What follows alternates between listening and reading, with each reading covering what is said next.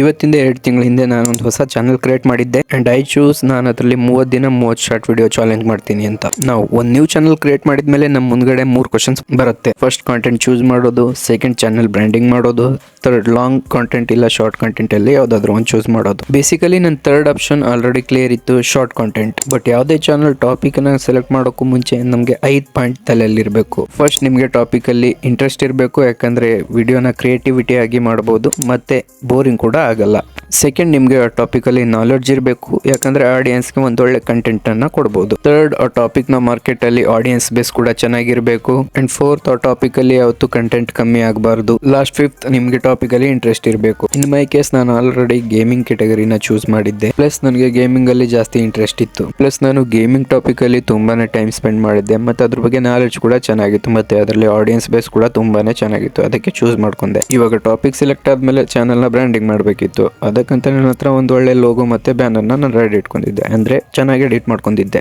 ಇವಾಗ ಎಲ್ಲ ಪರ್ಫೆಕ್ಟ್ ಆಗಿತ್ತು. ಮತ್ತೆ ಇವಾಗ ಟೈಮ್ ಚಾಲೆಂಜ್ ನ ಸ್ಟಾರ್ಟ್ ಮಾಡೋದು. ಡೇ 124 ನವೆಂಬರ್ಗೆ ನಾನು ಒಂದು ವಿಡಿಯೋನ ಅಪ್ಲೋಡ್ ಮಾಡಿದೆ. ಬಟ್ ಫಸ್ಟ್ ಡೇ ಆ ವಿಡಿಯೋ ಮೇಲೆ ಬರೀ 21 ವ್ಯೂಸ್ ಬಂದಿತ್ತು. ಮತ್ತೆ 4 ದಿವಸದ ನಂತರ ಆ ವಿಡಿಯೋಗೆ ಒಳ್ಳೆ ಬೂಸ್ಟ್ ಸಿಕ್ಕಿತ್ತು. ಅದು 8K ವ್ಯೂಸ್ಗೆ ಹೋಗಿತ್ತು. ನಾವು 10th day of our challenge and views ಕೂಡ ತುಂಬಾ ಚೆನ್ನಾಗಿ ಬರ್ತಾ ಇತ್ತು. Like 500, 600, 2.4K, 2K, 3K. ಕೆಲವೊಂದು ವಿಡಿಯೋಗಳು ಈ ತರನು ಇತ್ತು, ಅದರಲ್ಲಿ ವ್ಯೂಸ್ ಕೂಡ ಬಂದಿರಲಿಲ್ಲ. ಬಟ್ ಪ್ರಾಬ್ಲಮ್ ಇದು ಕೂಡ ಇತ್ತು, ಯಾವ ವಿಡಿಯೋ ಮೇಲೆ ವ್ಯೂಸ್ ಬರ್ತಾ ಇತ್ತು ಅದು ಮುಂದೆ ಹೋಗಿ ಸ್ಟ್ರಕ್ ಕೂಡ ಆಗ್ತಾ ಇತ್ತು. ಇವಾಗ ನಾನು ಮೈಂಡ್ ನ ಯೂಸ್ ಮಾಡಿದೆ, ವಿಡಿಯೋಸ್ ಅಲ್ಲಿ ಏನ್ ಕಮ್ಮಿ ಇದೆ ಅಂತ ನೋಡಿದೆ and I found 3 mistakes. First time videos audience retention 70ರಿಂದ 80 ಇತ್ತು, ಬಟ್ ನಾನು ಅದನ್ನ 100% ಮಾಡಬೇಕಿತ್ತು. ಸೆಕೆಂಡ್, ವಿಡಿಯೋಗೆ ವ್ಯೂಸ್ ಅಂತೂ ಬರ್ತಾ ಇತ್ತು, ಬಟ್ ಕಮೆಂಟ್ಸ್ ಅಂಡ್ ಲೈಕ್ಸ್ ಅಷ್ಟಕ್ಕಷ್ಟೇ. ಅಂಡ್ ನನ್ನ ವ್ಯೂವರ್ಸ್ಗೆ ನಾನು ಲೈಕ್ಸ್ ಮತ್ತೆ ಕಮೆಂಟ್ಸ್ ಗೆ ಫೋರ್ಸ್ ಮಾಡಬೇಕಿತ್ತು. ಬಟ್ ಲಾಸ್ಟ್ ಥರ್ಡ್ ಒನ್, ನನಗೆ ಸಬ್ಸ್ಕ್ರೈಬರ್ಸ್ ಕೂಡ ತುಂಬಾನೇ ಕಮ್ಮಿ ಸಿಕ್ಕಿದ್ರು ಈ ವಿಡಿಯೋಸ್ ಗಳಿಂದ. ಬಟ್ ನಾನು ನನ್ನ ನೆಕ್ಸ್ಟ್ 10 ವಿಡಿಯೋಸ್ ಅಲ್ಲಿ ಈ 3 ಮಿಸ್ಟೇಕ್ಸ್ ನ ಸರಿ ಮಾಡಿದೆ. ಬಟ್ ಬಿಕಾಸ್ ನಾನು ನನ್ನ ವಿಡಿಯೋಸ್ ನ ಲೆಂತ್ ಕೂಡ ಸಣ್ಣಗೆ ಮಾಡಿದ್ದೆ, ಬಿಕಾಸ್ ಆಡಿಯನ್ಸ್ ರಿಟೆನ್ಷನ್ ಗೋಸ್ಕರ.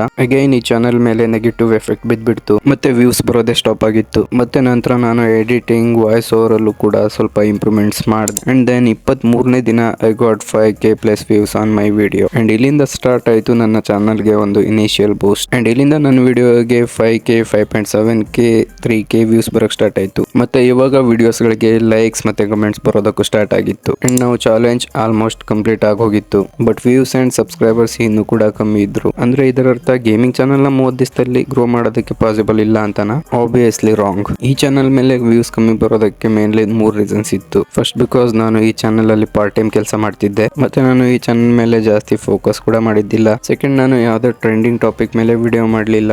ಬಟ್ ನಾನು ಇದೇ ಚಾನಲ್ ಮೇಲೆ ಇನ್ನೂ 1-2-3 ತಿಂಗಳು ವರ್ಕ್ ಮಾಡಿದ್ರೆ ಡೆಫಿನೆಟ್ಲಿ ಗ್ರೋ ಆಗಬಹುದು. And by the way, thank you so much for watching full video of my channel. And video ಹೇಗೆ ವೈರಲ್ ಮಾಡಬೇಕು ಮತ್ತೆ ವಿಡಿಯೋನ ಅಪ್ಲೋಡ್ ಮಾಡೋದಕ್ಕೆ ಬೆಸ್ಟ್ ಟೈಮ್ ಯಾವುದು ಅಂತ ತಿಳ್ಕೊಬೇಕಂದ್ರೆ ನನ್ನ ಚಾನಲ್ಗೆ ಹೋಗಿ ಸರ್ಚ್ ಮಾಡಿ. And thank you so much guys. ಚಾನಲ್ನ ಸಬ್ಸ್ಕ್ರೈಬ್ ಮಾಡ್ಕೊಳ್ಳಿ. ಬಾಯ್.